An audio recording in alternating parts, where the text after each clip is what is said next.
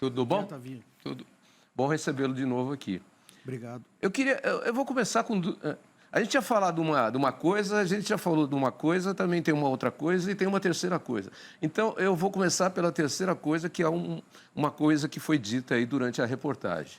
Tinha uma pessoa ali que disse que não existe o termo alimento processado ou ultraprocessado. Existe sim alimento processado ou ultraprocessado. O que é verdade é o que ela disse na sua fala, de que nenhum técnico autorizaria o uso de um ingrediente ou aditivo que fosse nocivo à saúde. Quanto a isso, eu sei sim, porque tenho uma grande amiga que é uma das primeiras engenheiras de alimentos do Brasil, né? Amiga de infância, inclusive. Quando ela fez engenharia de alimentos na PUC de Campinas, ninguém sabia nem o que era isso. E ela é grande consultora para isso. Então, você tem corantes naturais, você tem corantes artificiais, eles são produzidos sob determinadas condições e são cuidadosamente elaborados e depois liberados. Então, o termo alimento processado ou ultraprocessado existe sim. Agora, o que é verdade que foi dito é que ninguém, Eduardo, ia recomendar a utilização de um produto cancerígeno ou que fizesse mal à saúde na composição desse alimento processado, né? Rapidamente isso. Perfeito, ainda mais o Brasil que tem uma grande tecnologia, né, na triagem desses alimentos, existem órgãos competentíssimos, né? Então o Brasil tem... Antes do nosso assunto combinado, que foi o caminho que está tomando uma decisão lá em Brasília, entre os nossos parlamentares, você me lembrou de uma coisa agora, enquanto rodava a reportagem, de que existe um companheiro seu aí, amigo seu de profissão, um advogado, que fez um levantamento onde o agro tem sim benefícios em todo o mundo, porque tem uma função importante do ponto de vista da segurança alimentar, de garantir nutrição, alimentação para a população. Então, ele tem. E isso que estão querendo fazer com o agro aqui no Brasil não tem nada a ver. Quem é o seu amigo advogado que fez esse levantamento e o que diz esse levantamento que ele fez? Pegando o gancho do bloco anterior, onde houve o comentário, né, muito feliz, falando que como se trata de uma reforma dos impostos sobre o consumo, né, que quanto menor o tributo, mais acessível é o bem para a população, né, o produto para a população. O Fábio Calcini é um grande tributarista de Ribeirão Preto, especialista em agronegócio. Já conversei com ele já. É muito bom, é um dos maiores tributaristas do agronegócio no Brasil. Conhece muito da área e ele publicou um estudo no Conjur hoje, que é uma fonte muito boa para pesquisa, falando do tratamento dos produtos do agronegócio no mundo inteiro, porque tem se dito muito na reforma tributária, as pessoas falam sem ler, sem estudar, e o Fábio foi a fundo nisso, que o Brasil está concedendo privilégios que não existem. E o Fábio faz essa comparação, mostrando, inclusive, dados da OCDE colocando. É interessante que as pessoas leiam isso, que os países da Europa concedem as isenções, concedem as reduções de tributos para os produtos do agronegócio. Ele demonstra, não tem como nós irmos a fundo, o artigo é bem completo. Ele comenta também a nossa questão da nossa alíquota no IVA, que vai ser uma das maiores do mundo, principalmente se for a 28%, vai ser a maior. E ele comenta claramente aqui que os outros países concedem esses benefícios e, em muitos casos, maiores do que o do Brasil ainda. Que existem poucas exceções, cita ali Dinamarca, Chile, que são países que concedem poucos, e tudo isso tem explicação. Por exemplo, o Chile é um país que depende muito de peixe e os processamentos do peixe, também madeira, derivados. Favorece o segmento. Exatamente. Então, são poucas exceções que não concedem benefícios iguais ou maiores do que o do Brasil, porque o mundo inteiro entende essa lógica. Quanto menor o tributo sobre o consumo, mais acessível é o produto para a população. E então, as bancadas ruralistas têm exatamente esse dever, que é o de convencer outros parlamentares da importância que esses benefícios, que transcendem apenas a questão do benefício, eles vão muito além, né, no sentido de beneficiar toda a população de um modo geral. Não está dando benefício apenas para quem produz Aqui, veja como é que funciona o lobby do algodão nos Estados Unidos, entre os parlamentares, o lobby do milho e etc. e tal, o lobby do leite. Tem que favorecer, né? Porque é aquela coisa, eu já disse isso para você, um dia alguém me disse, mas o agro tem inúmeros descontos e isenções para comprar defensivo agrícola. Ora, meu amigo, tem isenção porque é para comprar para a praga e doença não matar o milho, não matar o soja, como diz o gaúcho, ou a soja, tanto faz, para não matar a banana que vai alimentar a população. É por isso. E ainda com um detalhe, né? O Brasil não concede subsídios.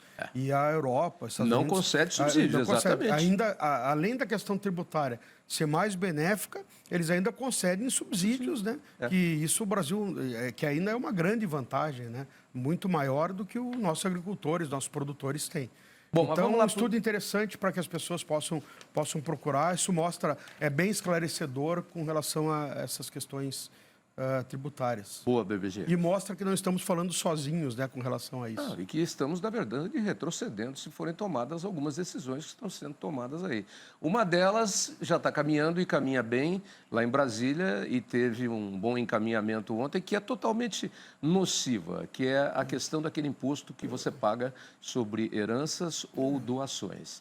E aí você tem o apartamento que o seu sogro deixou na cidade, mas você tem também a fazenda que foi deixada, o sítio que foi deixado para não sei quem, e aí é o ITDF, né? O TCMD.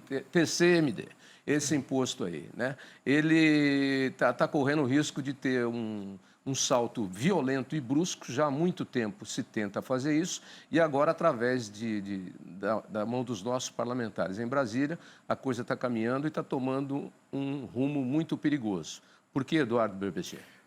Dia 30, anteontem, o Congresso votou, a Câmara Federal votou o projeto 108. A reforma tem alguns projetos. O 68 trata das alíquotas, de tudo, e o 108 trata principalmente do comitê gestor, mas outras questões, entre elas o ITCMD. Então, basicamente, aqui teve alguns destaques. Eles retiraram a incidência do TCMD da distribuição de dividendos de empresas desproporcionais. Isso é um absurdo, não tem a hipótese de incidência do imposto, mas ainda pode ser votado através de uma emenda aglutinativa do Senado. Isso é uma vergonha. Eu vou ver com calma aqui, rapidamente, quer dizer, os principais destaques. Rejeitar o imposto sobre grandes fortunas, pelo menos por hora. O ITBI foi retirado de pauta, que é o imposto de transmissão de bens imóveis, ia ter alguma discussão, por enquanto não vai ter essa discussão. O ITCMD não vai incidir, que é esse imposto causa morte sobre planos de previdência, aqueles VGBLs, PGBLs, que também não tem sentido nenhum.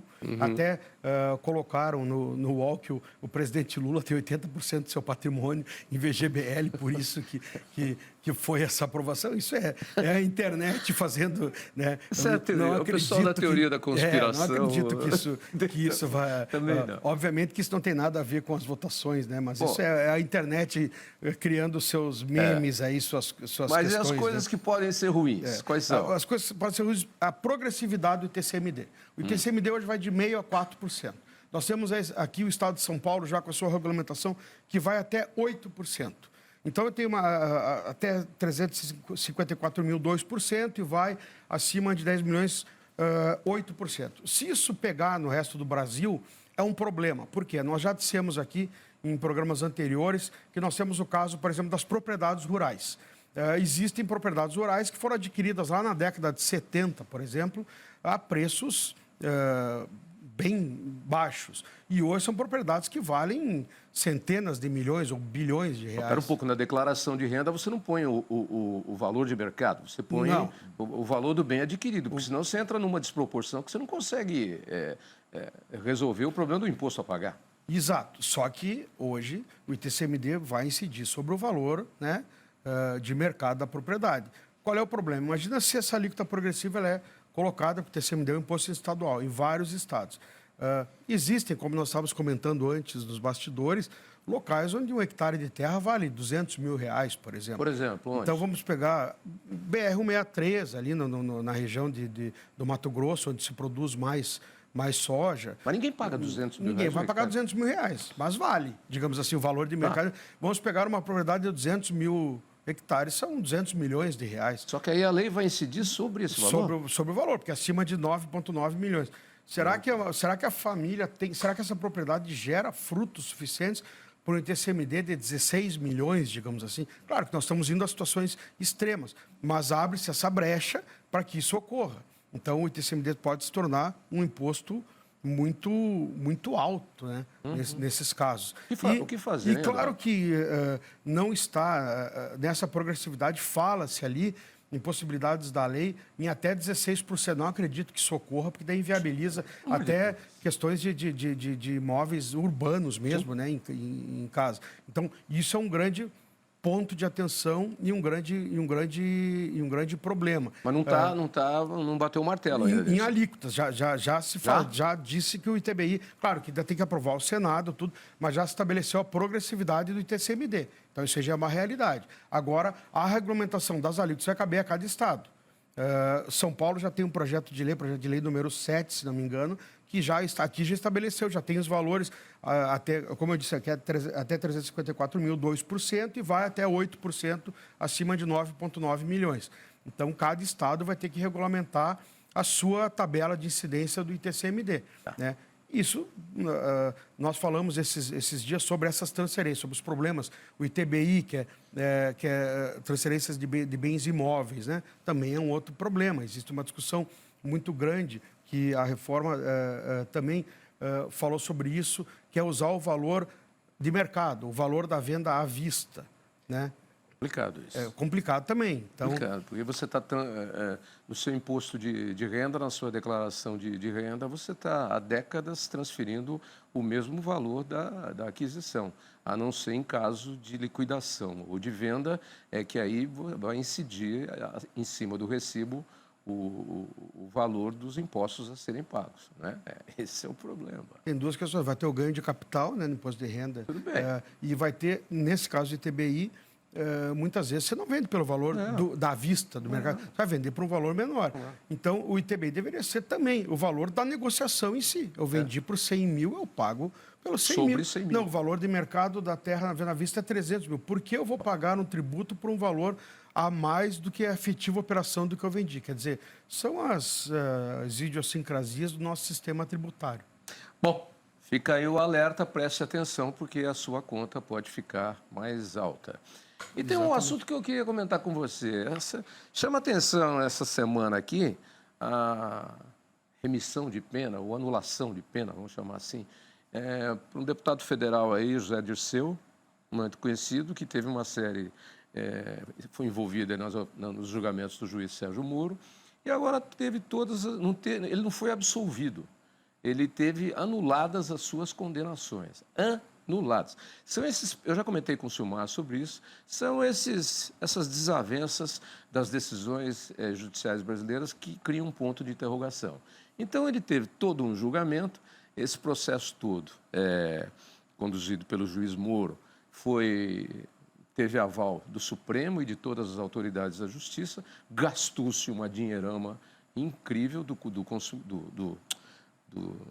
tributo, né, que foi arrecadado pelo erário, do dinheiro do consumidor, e agora, de repente, começou a voltar tudo para trás. As sentenças estão sendo anuladas, e nesse caso específico chama atenção, porque o UOL, inclusive, divulgou a informação em manchete, que alguns bens, inclusive, já tinham sido leiloados.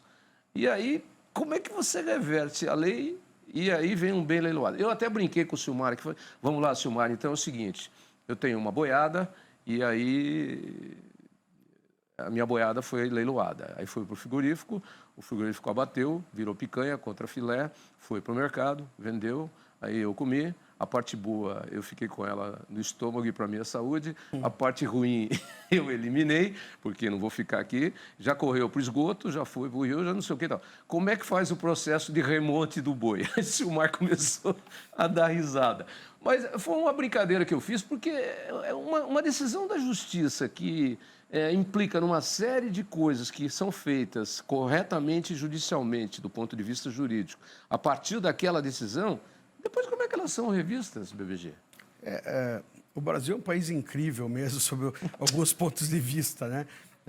Eu acho fantástico os ministros supremos mostrarem tanta indignação quando as decisões são questionadas. Não vou entrar no mérito se deveriam anular ou não. Também não entro A no mérito. Lava Jato tramitou em primeira instância no TRF da 4ª Região, teve decisões do STJ e teve decisões do Supremo.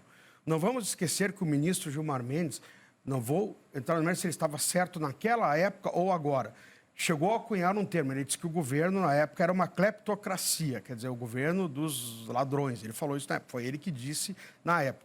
Houve uma mudança radical de entendimento dele agora. Então, o que eu acho que não pode ocorrer num processo desta magnitude é essa mudança total. Então, por que não houve essa avaliação na época da instrução dos processos? Então, quer dizer, várias pessoas foram presas na época sem uma avaliação adequada. E os ministros se manifestaram na época concordando com os procedimentos da Lava Jato, concordando com as prisões.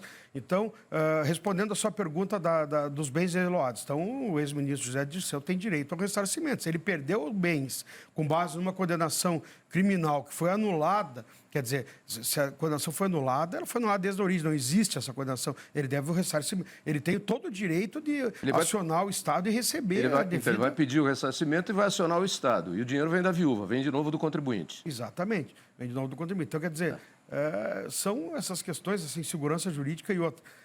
Nós não podemos questionar, não podemos dizer, o Supremo se ofende quando as decisões são questionadas. Ninguém está questionando nada disso aqui, mas estamos estarrecidos apenas como é que os processos, depois de serem autorizados, avalizados e mandando o seu prosseguimento, andamento, decisão final, como é que tudo isso depois reverte de volta? Não, e a reversão da Lava Jato começou por uma questão de competência, né? Competência onde deve tramitar o processo. Eles entenderam que não seria em Curitiba, seria em Brasília. Mas andou tudo lá depois de anos. Depois de anos. Qualquer estudante de direito sabe que competência é uma matéria preliminar, é uma matéria que se discute no início do processo. Então, quer dizer, demora-se 8 anos, 6 anos para depois o Supremo entender que a competência não era Curitiba. Quando você... Desculpa, deixa eu só guardar essa frase. Quando você falou que qualquer estudante de direito do primeiro ano sabe que a primeira coisa a ser discutida é competência. Uma das primeiras, matéria preliminar. Quando você vai justificar quando há uma dúvida, quando você vai ajuizar uma ação, dependendo da questão, você tem que justificar. Por que a competência é São Paulo? Porque o meu cliente... E senão você torna nula a sentença. Exatamente. Então, são coisas que... Não dá para entender. Não dá para entender, exatamente. Exatamente. Bom final de semana para você, boa semana. Sexta que vem eu te vejo. Obrigado igualmente. Eu é que tenho prazer em recebê-lo sempre aqui. Obrigado, Eduardo BBG. Um abraço. Toda sexta-feira está aqui para a gente falar um pouquinho aí sobre direitos, leis do agro, enfim, uma análise aí nas decisões tomadas pela Justiça e decisões que podem ser tomadas também em função de leis e projetos aprovados que podem, sim, modificar a sua vida e muitas vezes para pior no bolso, muitas vezes para pior.